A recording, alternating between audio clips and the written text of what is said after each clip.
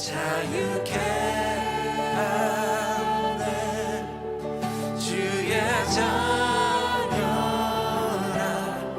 하시네 아버지 집에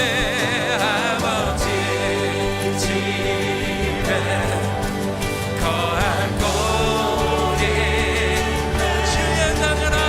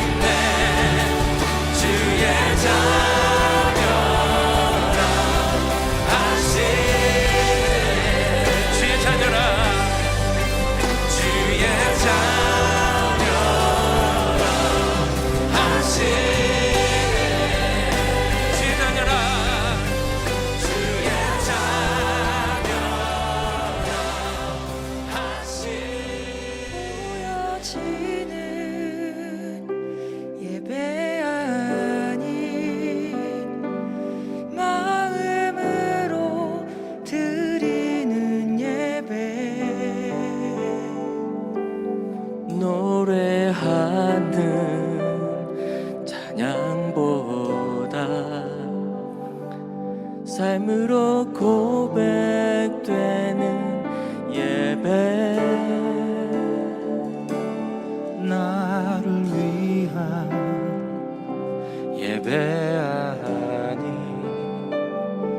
주님 뜻을 향한 예배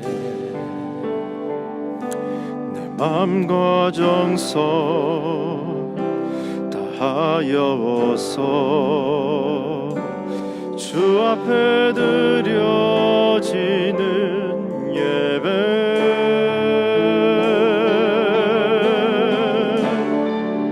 주 앞에 엎드려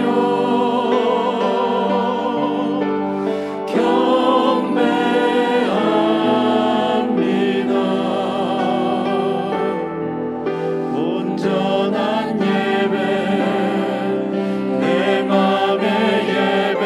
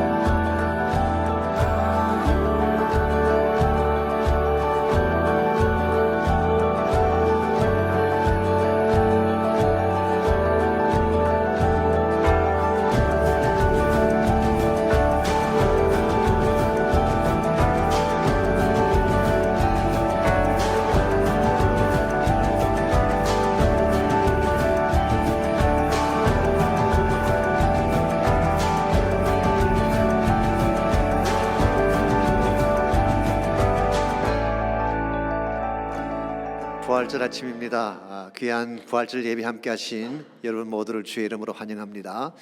이제 우리 마음을 정돈하시고 다 함께 기도하심으로 2021년 4월 4일 부활절 주일 예배를 주님 앞에 드리시겠습니다.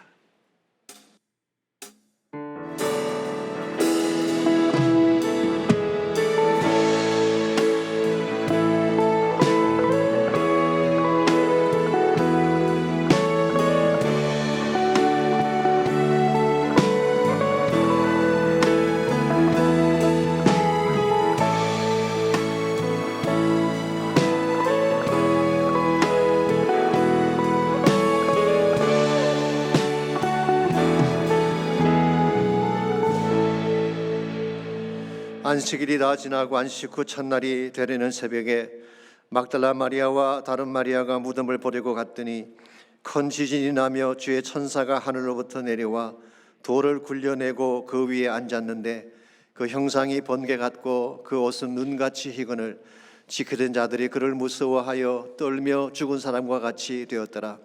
천사가 여자들에게 말하여 이르되 너희는 무서워하지 말라. 십자가에 못 박히신 예수를 너희가 찾는 줄을 내가 아노라. 그가 여기 계시지 않고 그가 말씀하신 대로 살아나셨느니라. 와서 그가 누우셨던 곳을 보라. 아멘. 하나님 감사합니다. 예수님 부활하심으로 사망 권세 깨뜨려 주시고 우리 모두에게 산 소망 주신 것을 감사합니다.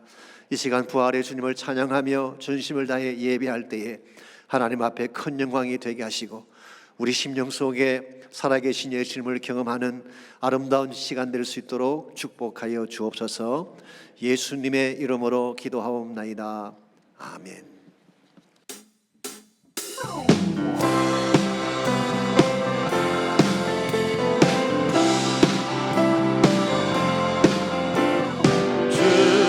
주님께 영광 다시 사신 주 사망 권세 모두 이기시었네.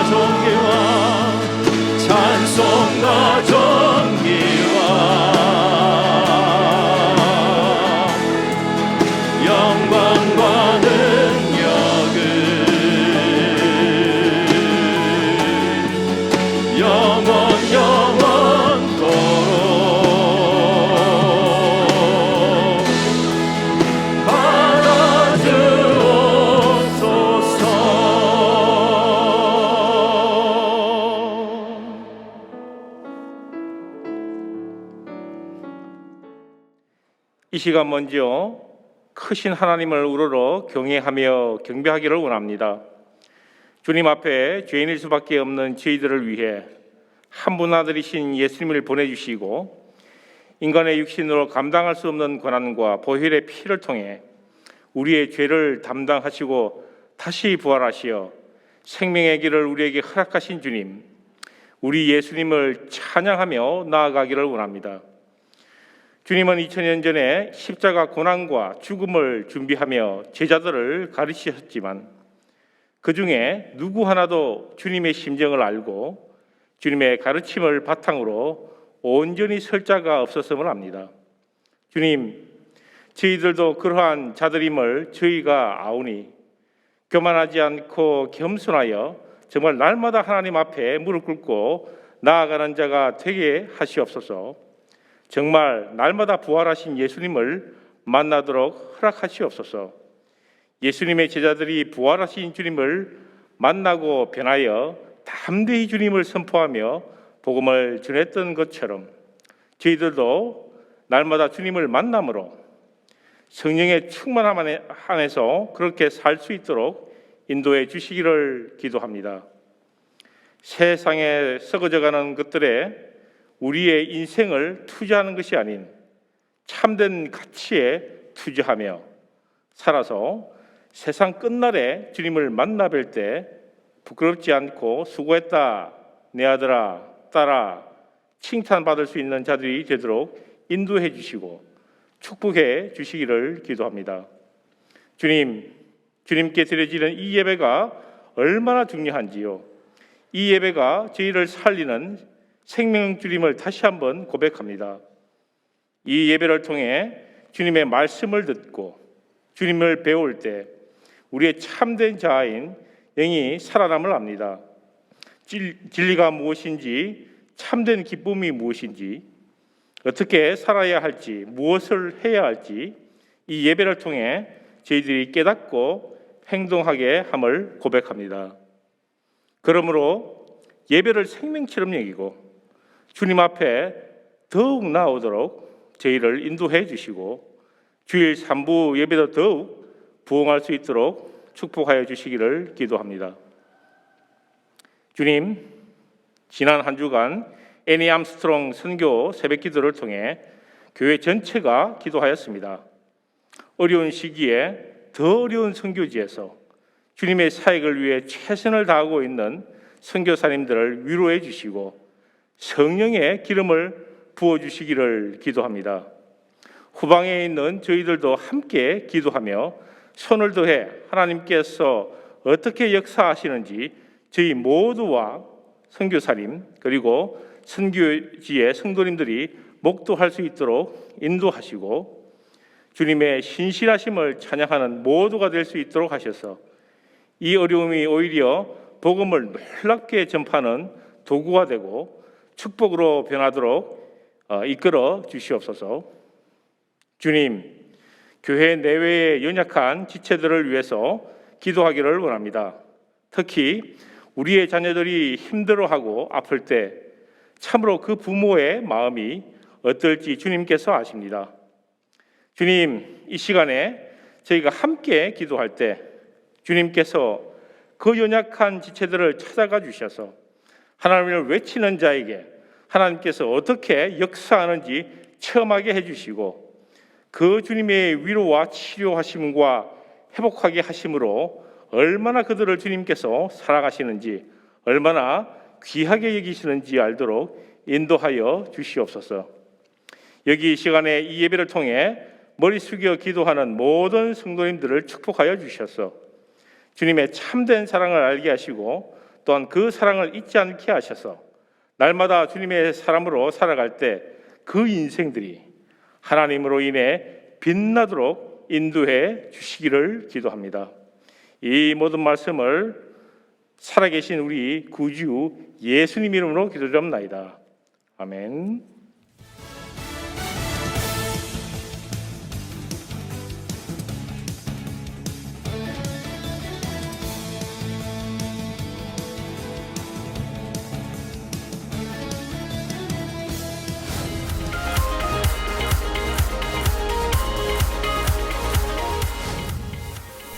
오늘은 예수님께서 사망 권세 이기시고 다시 사신 부활주일입니다.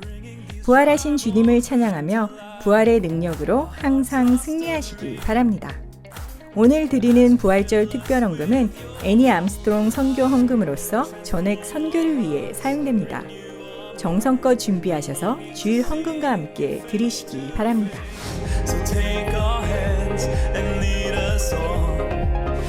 오늘부터 3부 뉴송 예배를 오전 11시 30분에 시작합니다.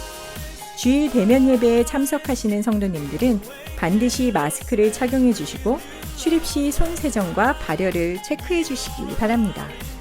예배위원회 안내에 따라 노란색 테이프로 표시된 지정된 자리에 앉아 사회적 거리 유지를 부탁드립니다. 예배를 사모하여 참석하신 모든 성도님들께 감사를 드립니다. 2021년 여름 성경학교를 위해 사역자들과 교사들이 기도하며 준비하고 있습니다. 함께 섬길 많은 보조교사들과 봉사자들이 필요합니다. 모든 BSBC 성도님들과 부모님들의 관심과 참여를 부탁드립니다. 계속해서 우리의 자녀들이 예수님을 만나고 말씀으로 성장할 수 있는 귀한 기회가 될 수 있도록 기도해 주시기 바랍니다. 주님 안에서 행복한 한 주 보내시길 바랍니다.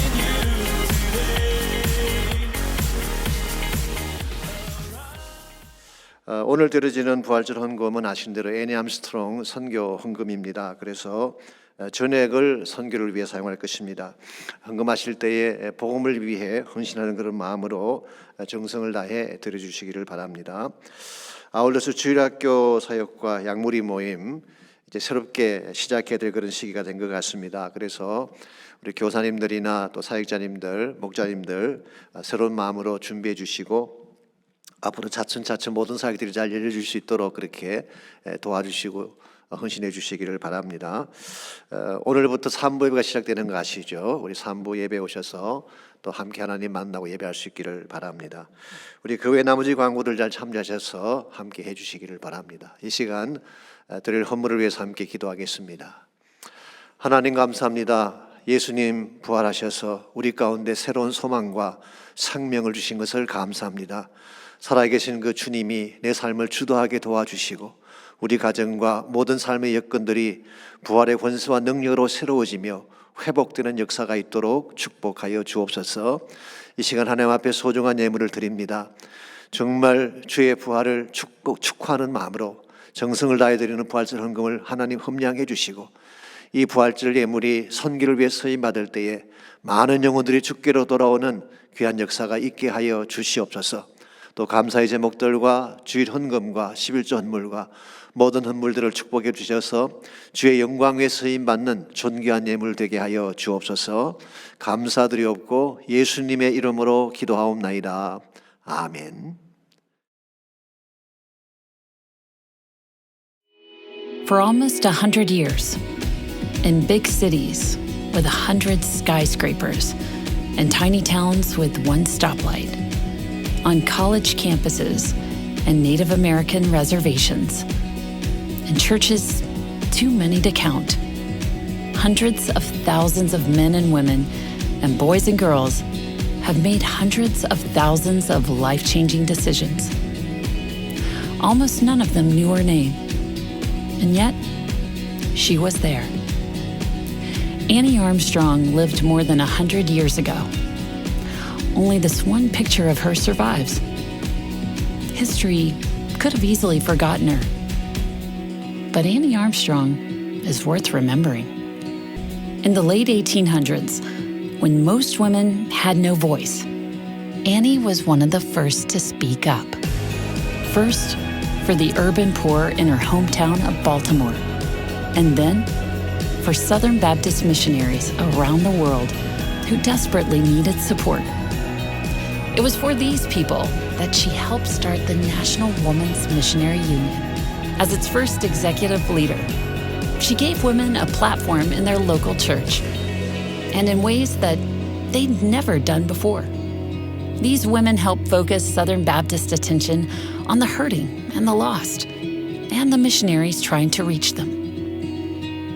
Annie wrote letters, 18,000 in just 1 year, and she traveled across America, encouraging missionaries and inspiring churches to pray, to give, and to act. She worked long hours, paid her own expenses, and refused to accept a salary.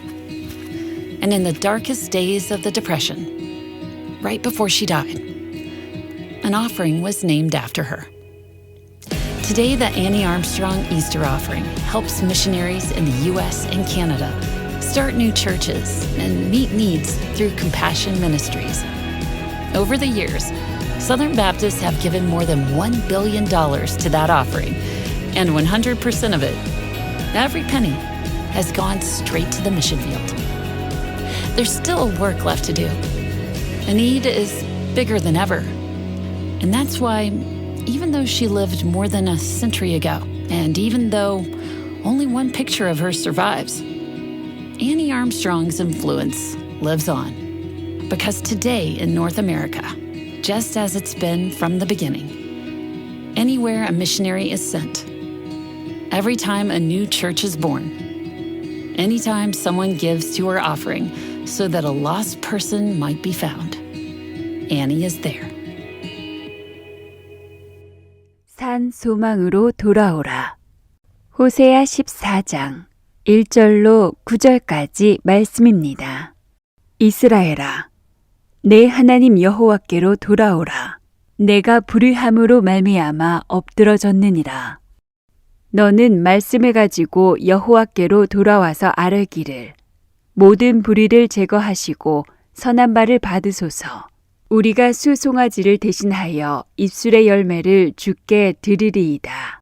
우리가 아수르의 구원을 의지하지 아니하며 말을 타지 아니하며 다시는 우리의 손으로 만든 것을 향하여 너희는 우리의 신이라 하지 아니하오리니 이는 고아가 주로 말미암아 궁휼을 얻음이니이다 할지니라. 내가 그들의 반역을 고치고 기쁘게 그들을 사랑하리니 나의 진노가 그에게서 떠났음이니라. 내가 이스라엘에게 이슬과 같으리니 그가 백합과 같이 피겠고 레바논 백향목같이 뿌리가 박힐 것이라. 그의 가지는 퍼지며 그의 아름다움은 감람나무와 같고 그의 향기는 레바논 백향목 같으리니 그 그늘 아래 거주하는 자가 돌아올지라. 그들은 곡식같이 풍성할 것이며 포도나무같이 꽃이 필 것이며 그 향기는 레바논의 포도주 같이 되리라. 에브라임의 말이 내가 다시 우상과 무슨 상관이 있으리요 할지라. 내가 그를 돌아보아 대답하기를 나는 푸른 잣나무 같으니 내가 나로 말미암아 열매를 얻으리라 하리라. 누가 지혜가 있어 이런 일을 깨달으며 누가 총명이 있어 이런 일을 알겠느냐. 여호와의 도는 정직하니 의인은 그 길로 다니거니와 그러나 죄인은 그 길에 걸려 넘어지리라. 아멘. 할렐루야. 아름다운 부활절 아침입니다. 지난 1년 동안 참으로 어둡고 힘든 팬데믹의 터널을 통과해 왔는데 이제 부활절을 계기로 모든 것이 회복되고 새로워졌으면 좋겠습니다. 가정도 회복되기를 바라고 여러분 개인의 삶의 터전도 회복되기를 바라고 또 예배와 교회 사역도 새로운 회복이 일어날 수 있도록 하나님께서 도와주시기를 간절히 원합니다. 여러분 모두도 새 마음으로 새 출발하시면 좋겠습니다. 이번 주부터 메이저리그 야구 시즌이 시작됐습니다마는 몇 년 전 애나하임에 있는 엔젤스 팀에서 뛰었던 선수 중에 바르톨로 콜론이라고 하는 유명한 투수가 있었습니다.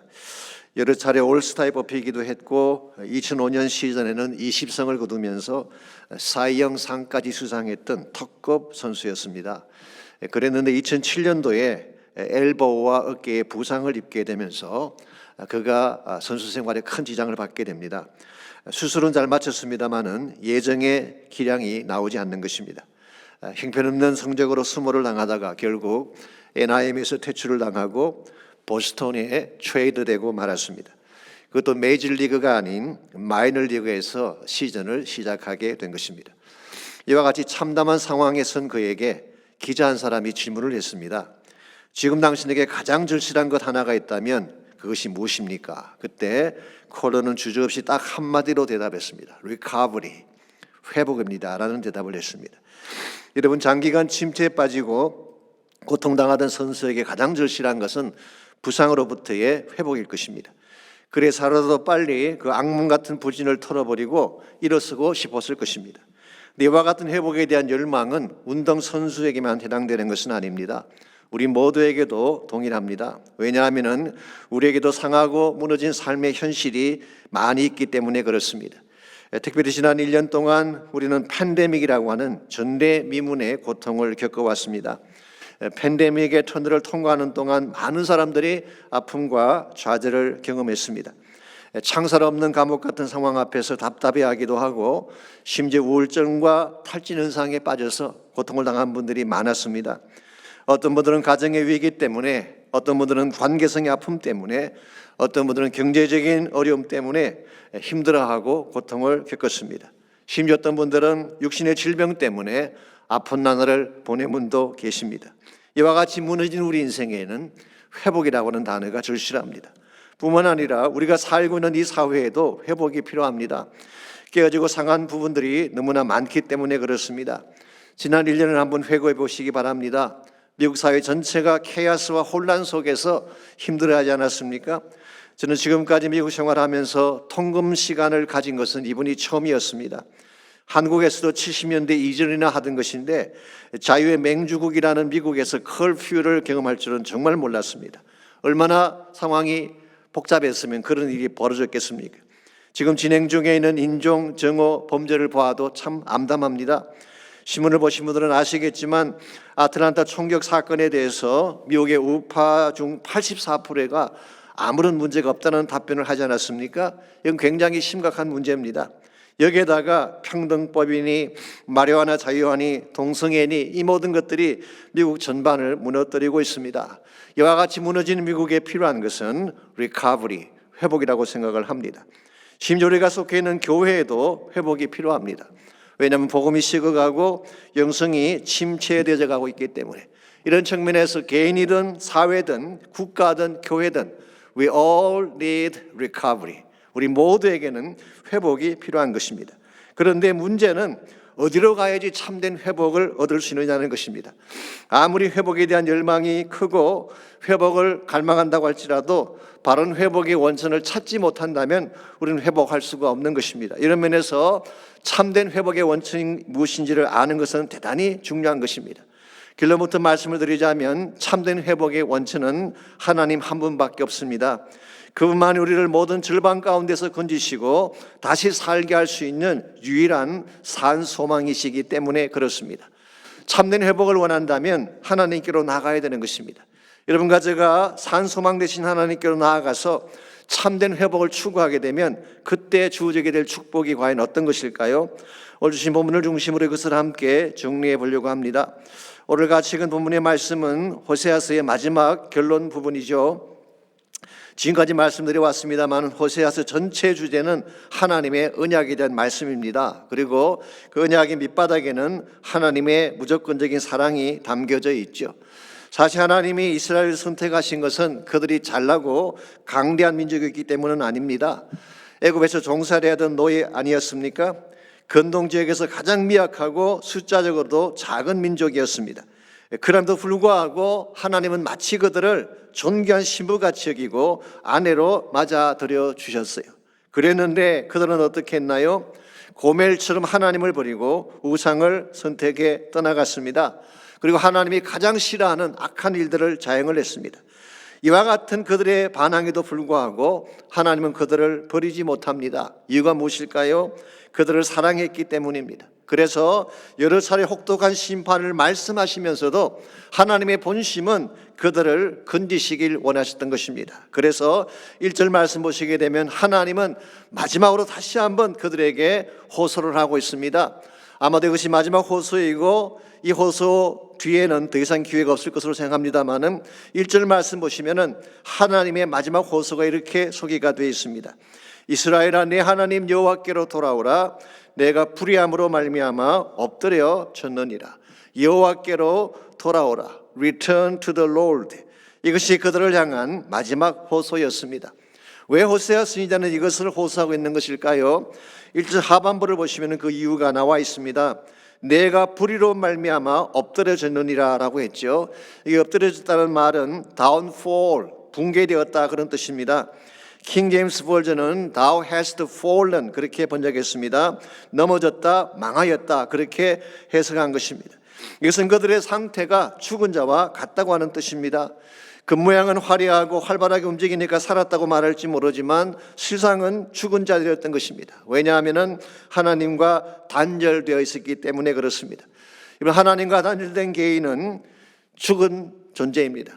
하나님과 단절된 민족은 죽은 민족입니다. 생명의 근원이 하나님께 있기 때문에. 사실은 교회도 마찬가지죠. 요한계시록 3장에 보면은 4대 교회가 나오는데 어떤 책망 받았습니까? 내가 살았다는 이름은 가졌으나 죽은 자라고 했어요. 그 모양은 멀쩡한데 그 속을 들여다보니까 하나님이 기뻐하시는 것이 없었다는 것입니다. 이와 같이 죽은 자들, 소망 없이 무너진 자들, 이와 같은 자들이 다시 살아날 수 있는 유일한 길이 뭐라는 것입니까? Return to the Lord, 주께로 돌아오는 길밖에 없다는 것입니다. 주님께로 돌아오게 되면 하나님이 그들에게 생명을 주시고 그들을 다시 일으킬 것이기 때문에 그렇습니다. 자, 그렇다면 어떻게 할 때 우리가 주님께로 돌아갈 수 있을까요?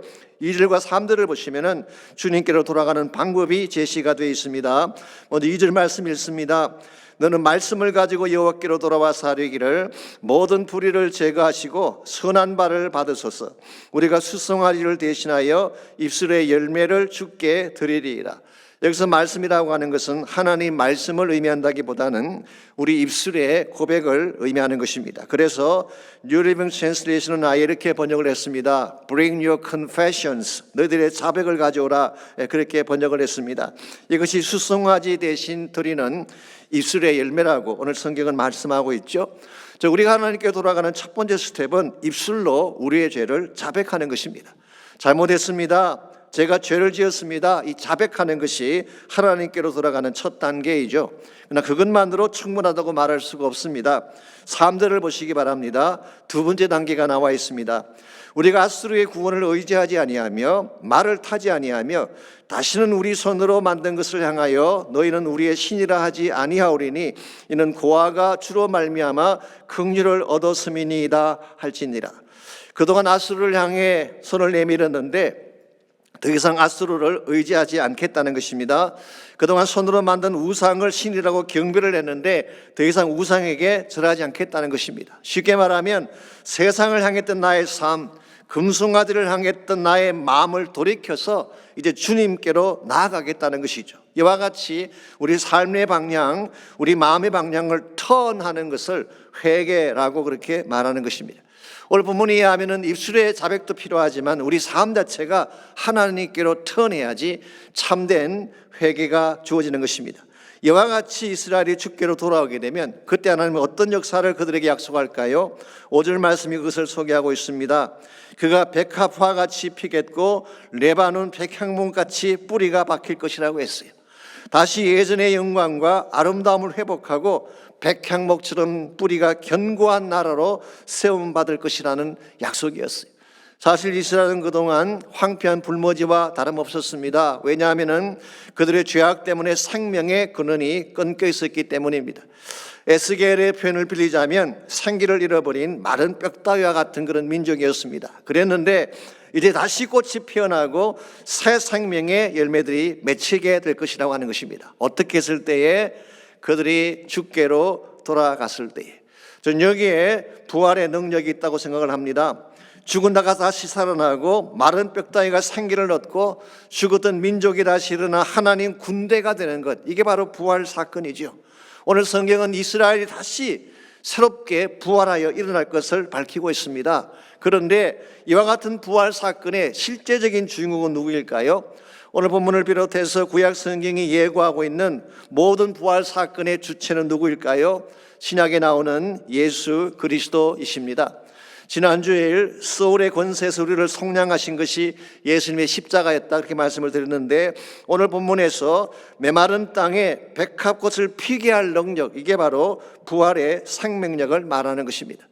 실제로 예수님은 지금부터 2000년 전에 무덤에 갇히신 셋째 날 새벽에 무덤을 깨뜨리고 부활하셨습니다. 그리고 지금도 살아계셔서 우리와 함께하고 계시며 장차 하나님 나라의 비전을 이루실 분이 바로 부활하신 예수 그리스도십니다. 이런 의미에서 우리에게 참된 소망이 누구냐고 묻는다면 예수 그리스도라고 대답을 해야 됩니다. 그분은 그냥 소망이 아니라 living hope, 살아있는 소망, 참된 생명의 소망이라고 말할 수가 있습니다.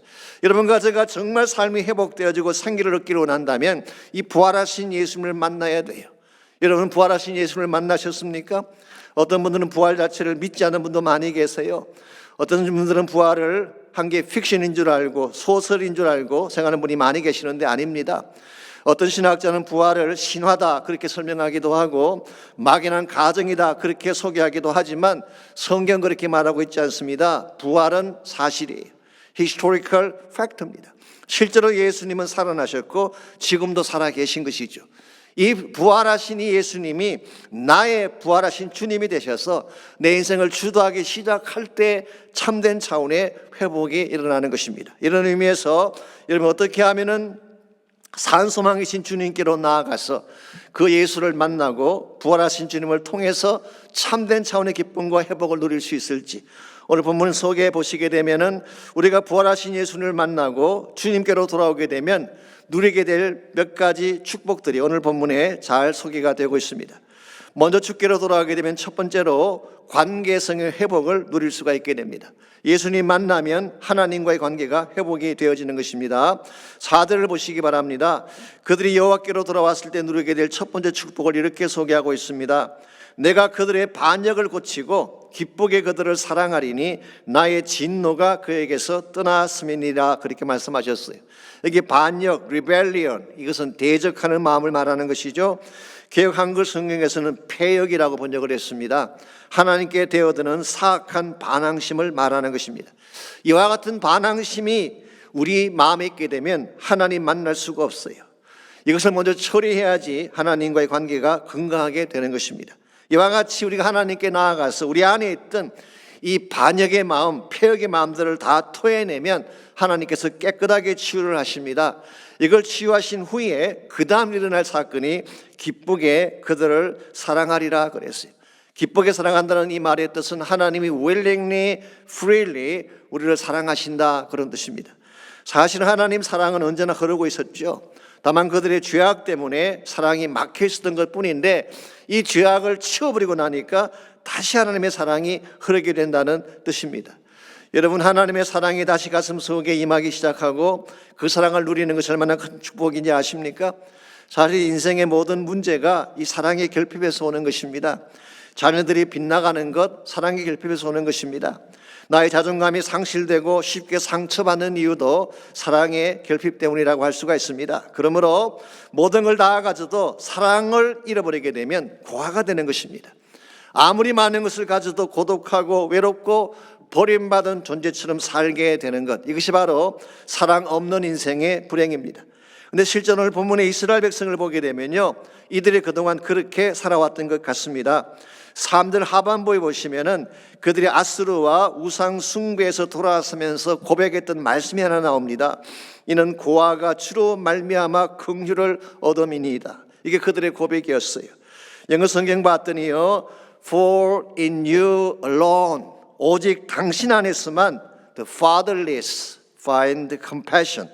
이 fatherless라고 하는 것은 아버지 없는 아이 혹은 고아라고 번역할 수가 있습니다. The fatherless find compassion. 이 말은 주님 안에 들어왔더니 그때야 비로소 고아였던 우리가 참 아버지 사랑을 발견하게 되었다 그런 뜻이에요. 그동안 이스라엘 백성은 철없는 아이처럼 아수르를 따라다녔습니다. 그리고 하나님을 섬기는 대신 이방인을 섬기며 살아왔죠. 그런데 과연 아수르나 이방 신들이 이스라엘이 진짜 힘들어할 때 그들을 도왔나요? 그들을 돕지 못했습니다. 아파할 때 치유의 손길도 내밀지 못했어요. 오히려 그들은 압제하고 탈취하며 그들을 짓눌렀을 뿐입니다. 그랬던 이스라엘 백성이 주님께 돌아와 보니까 하나님 안에 그들이 그토록 갈망하던 참사랑이 있더라는 것입니다. 여기에 굉장히 중요한 진리가 있습니다. 하나님 안으로 들어오게 되면 그분 사랑을 누리게 돼요.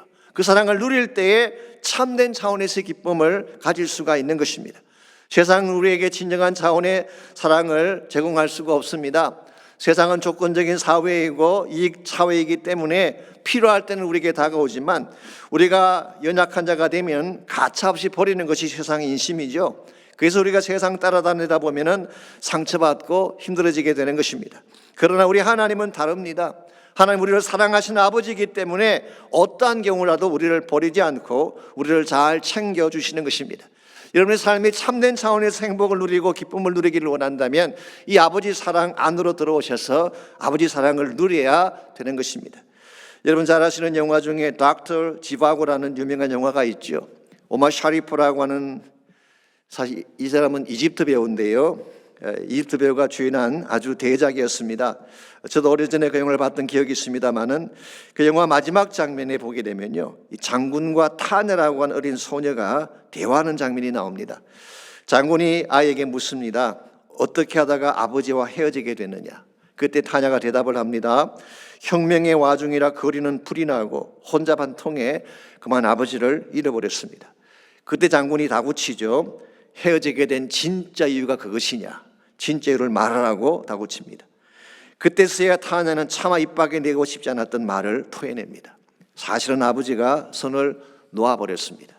그때 장군이 타냐에게 이렇게 이야기를 하죠. 내가 사실을 가르쳐 주마. 쿠마로프는 내 친아버지가 아니었단다. 너희 아버지는 닥터 지바고야. 그리고 한마디를 덧붙입니다. 만일 그가 너의 친아버지였더라면 아무리 거리에 불이 나고 혁명의 와중이라고 할지라도 절대 내 손을 놓지는 않았을 거예요. 여러분 여기에 진짜와 가짜의 차이가 있습니다. 가짜 아버지는 본인의 이익을 따라 얼마든지 우리를 버릴 수 있는 것입니다. 그러나 진짜 아버지는 그렇게 하지 못해요. 어떠한 일이 있더라도 꼭 그 손을 잡고 지켜주는 것입니다. 사랑하기 때문에 그런 거예요. 오늘 하늘 아버지가 이와 같은 아버지십니다. 환경이 혼란하다고 우리를 버리는 아버지가 아닙니다. 우리가 미숙하고 모자란다고 해서 배척하는 그런 아버지가 아니에요. 연약할수록 더 다가와서 우리를 꼭 안아주고 책임져주는 아버지가 하늘 아버지. 여러분의 마음속에 이 하나님 사랑이 넘쳐나야지 힘든 가운데서도 일어나는 것이 가능한 것입니다. 혹시 여러분 가운데에 이 하나님 사랑이 필요한 분이 있다면 주저하지 마십시오. Return to the Lord. 주께로 돌아오기만 하면 다시 하나님 사랑을 받을 수가 있게 되고 그 사랑 속에서 기쁨을 누릴 수가 있는 것입니다. 두 번째로 우리가 주께로 돌아오게 되면 이슬의 생명력을 누릴 수가 있게 됩니다. 이슬의 생명력. 5절 말씀 보시면 내가 이스라엘에게 이슬과 같으리니 그런 말씀이 나오죠. 여기 이슬이라고 하는 단어가 나오는데 여러분 이슬 그러면 어떤 이미지가 떠오르나요? 청초한 이미지, 마운틴 듀 같은 음료수, 혹은 한국 분들은 참이슬, 진로라고 부르기도 합니다만은 제 같은 경우에는 김밤지 씨하고 풀잎마다 맺힌 김민기 씨의 아침 이슬이 생각납니다만은 이스라엘 백성에게 있어서 이슬은 좀 특이한 의미를 갖고 있었습니다. 팔레스타인 지역은 1년 내내 비가 오는 것이 아니라 우기와 건기가 구별이 되어 있습니다. 우기는 일반적으로 10월부터 시작을 해서 그 다음 해 4월, 5월까지 계속이 됩니다. 그래서 10월과 11월에 내리는 비를 이른 비라고 부르고 4월과 5월에 내리는 비를 늦은 비라고 부르게 되죠. 그런데 7월과 8월 이 두 달 동안은 비가 내리지 않은 건기입니다. 그렇다면 이 건기 기간에는 식물들이 어떻게 생존할 수가 있을까요? 이때는 아침에 내리는 이슬을 먹고 식물이 자란다고 합니다. 특별히 작은 식물들, 연한 풀들은 이슬을 먹고 성장을 하는 것입니다. 이런 의미에서 이슬이라고 하는 것은 연약한 자들을 위해 베푸시는 하나님의 특별한 은혜를 상징한다고 말할 수가 있습니다. 여러분 우리 인생에는요 때로 소낙비같이 부어주시는 하나님의 은혜가 필요할 때도 있지만 때로는 알듯 모르듯 적셔주시는 이슬 같은 은혜가 필요할 때도 있습니다. 이슬의 은혜는 보이진 않지만 생명과 신선함이 있기 때문에 대단히 소중한 축복입니다. 저는 이슬 같은 이 은혜가 성령의 타치를 말하는 것이 아닌가 그렇게 생각합니다. 성령의 타치는 때때로 신비로울 때가 많죠. 비밀스러울 때가 많죠. 그럼에도 불구하고 우리 심령 가운데 꼭 필요한 은혜를 주시는 것이 성령의 만지심 아닙니까? 여러분 하나님은 엘로힘으로서 대우주를 만들기도 하시고 천지를 다스리시기도 하시지만 때로는 성령의 타치같이 나의 가슴을 적시고 만져주시는 역할도 하시는 것입니다. 여러분 가정의 삶 가운데에 이슬과 같은 하나님의 은혜가 임하게 되면 어떤 축복이 일어나게 될까요? 5절에서 7절을 보시면은 이슬이 가져올 영적 생명력을 이렇게 소개하고 있습니다. 먼저 5절 말씀 보시면 그가 백합꽃같이 피어나리라고 했어요. 이것은 황무지같이 죽었던 그 땅에 청아한 생명의 꽃이 피어날 것을 말하는 것입니다. 여러분, 풍요로운 비를 맞으면서 화원에 피어있는 꽃도 물론 아름답지만요, 이슬을 맞으면서 피어있는 사막의 백합화가 더 신비롭고 아름다울 수도 있다는 사실을 아십니까?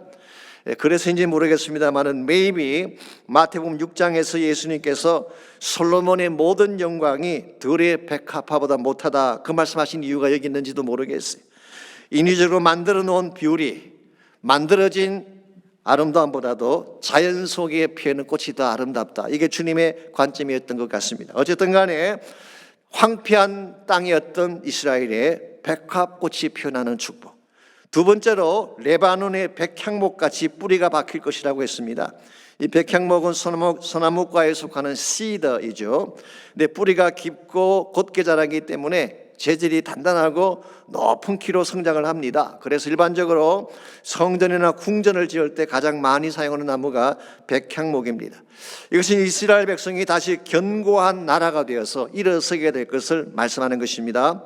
세 번째로 6절 말씀 보시게 되면 그 가지가 퍼질 것이라고 했습니다. 이것은 이스라엘의 영향력이 확장되어지고 땅끝을 향해 확장해 나아갈 것을 예고한 것입니다. 네 번째로 7절 말씀 보시게 되면 그 그늘 아래에 거주하는 자가 돌아올지라고 했습니다. 이 백향목의 그늘 아래에 거하기 위해서 각국에서부터 수많은 사람들이 몰려올 것을 예고한 것입니다. 여러분, 이 말씀을 읽으면서 어떤 그림을 연상하게 되나요?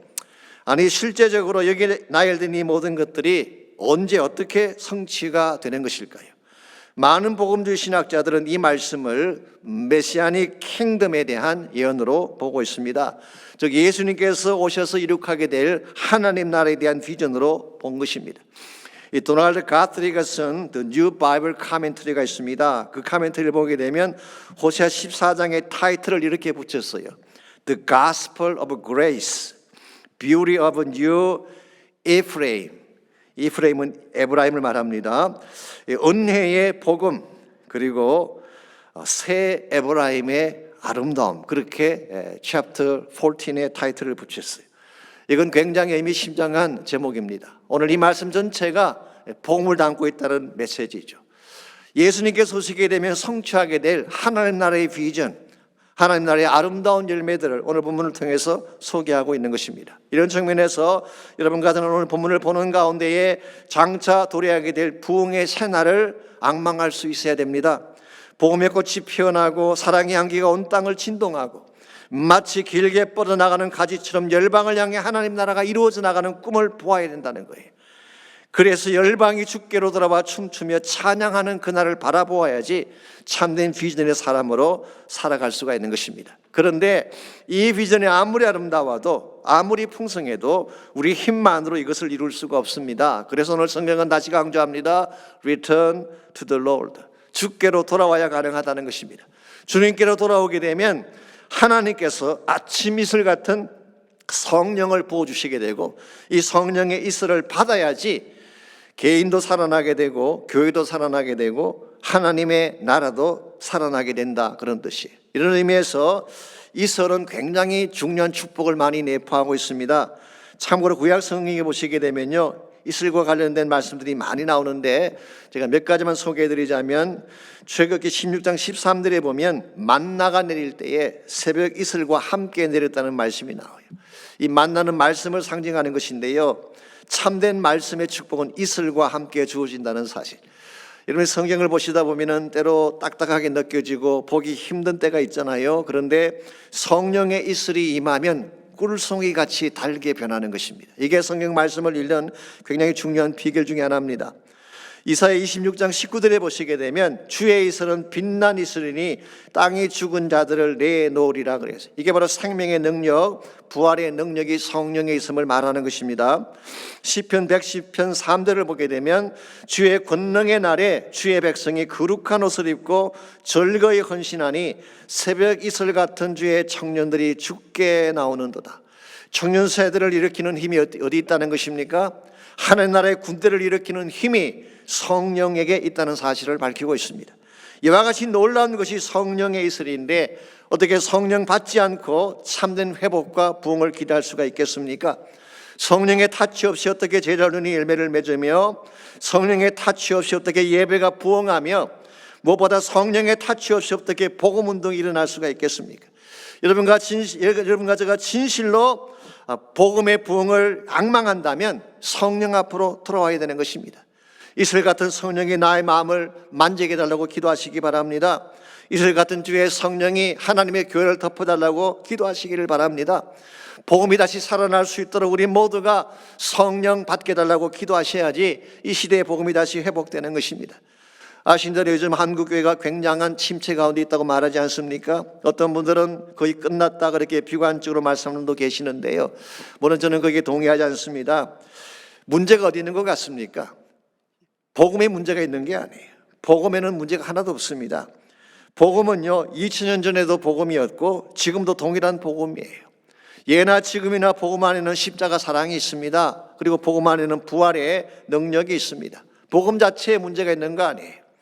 우리가 성령 받지 아니하고 성령의 있을 받지 아니하고 복음을 잘못 다루기 때문에 복음이 훼손당하고 멸시당하는 것뿐입니다. 이런 면에서 하나님의 교회가 모든 개인들이 성령의 있을을 사모하고 성령에 잠기게 된다면 저는 다시 복음의 꽃이 피어날 수 있다고 믿습니다.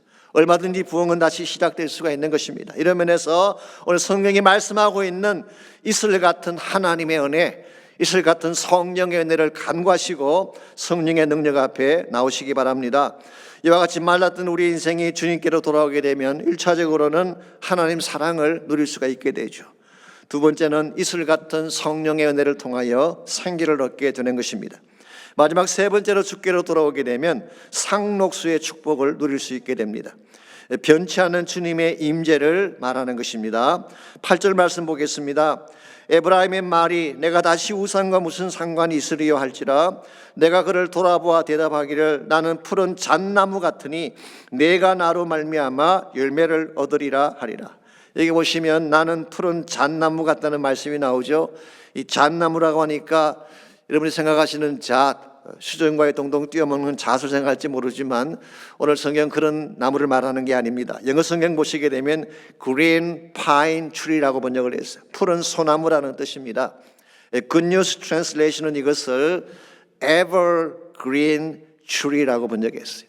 상록수라고 번역한 것입니다. 하나님은 우리의 상록수가 되셔서 우리와 함께 하시겠다는 약속입니다. 여러분, 상록수는 변하지 않습니다. 개들에 상관없이 항상 푸르고 항상 그 자리에 서 있는 것이 바로 상록수이죠. 우리 하나님이 그런 분이라는 것입니다.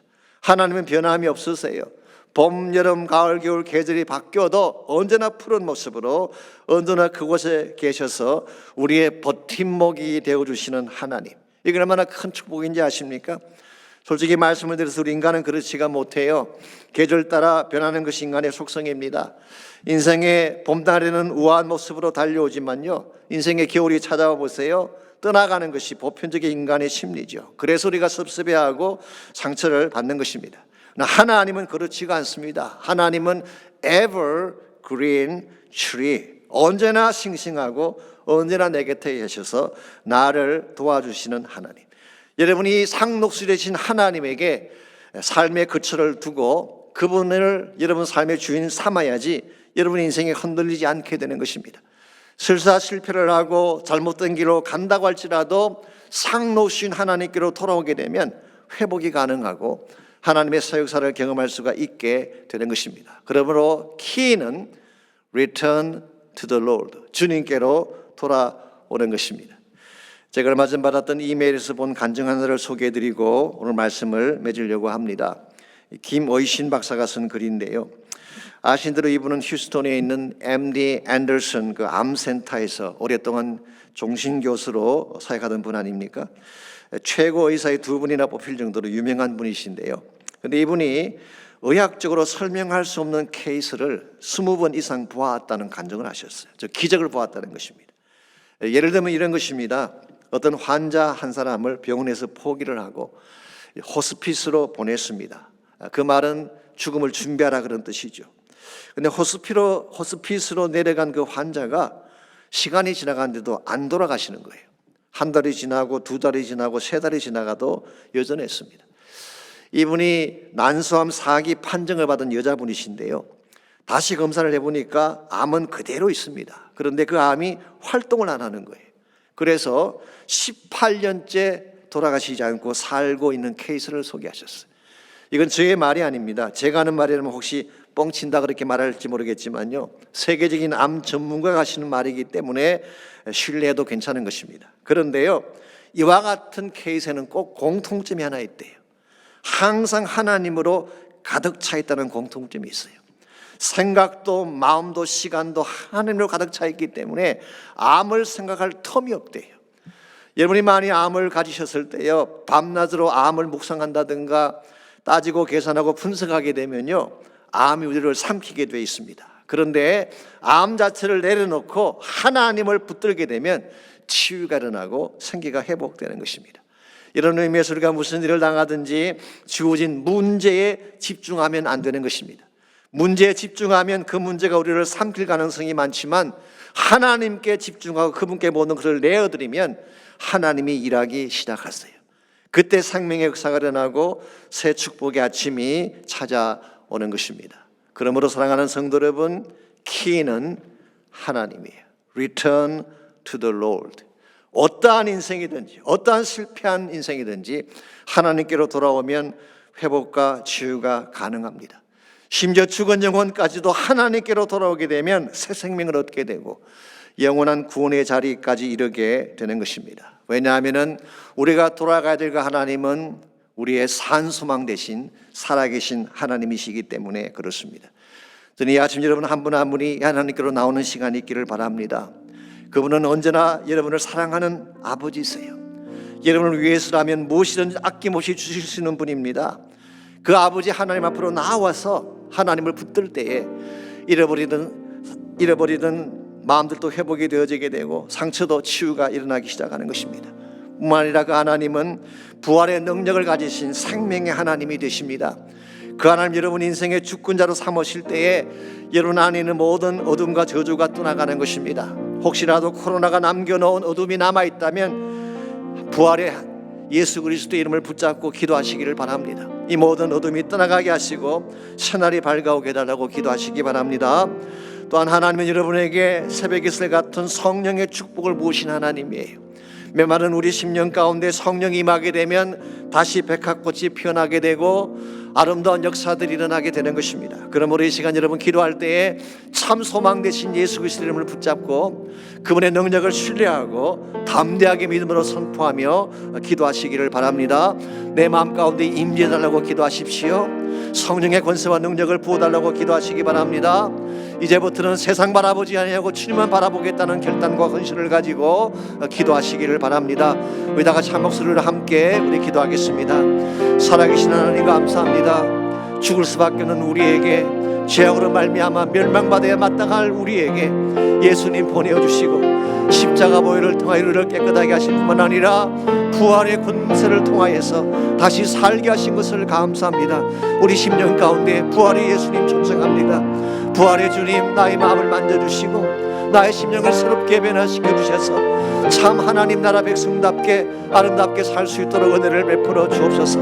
나의 심령이 말라 있습니다. 이슬 같은 성령의 은혜가 필요합니다. 이 시간 성령님 임재해 주셔서 내 마음 가운데 촉촉하게 적셔주시고 다시 백합꽃이 피어나며 아름다운 향기가 나는 인생으로 변화될 수 있도록 나의 인생을 축복하여 주시옵소서. 하나님 우리의 모든 것 되심을 감사합니다. 아유 주를 만나지 못한 심령이 있다면 이 시간 Return to the Lord, 주께로 돌아가는 결단과 아름다운 역사가 있게 도와주시옵소서.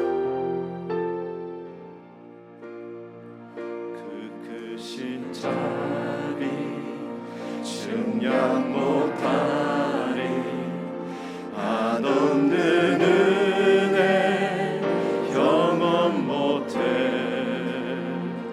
만유의 주님 영광 버리고 온갖 멸시 감당하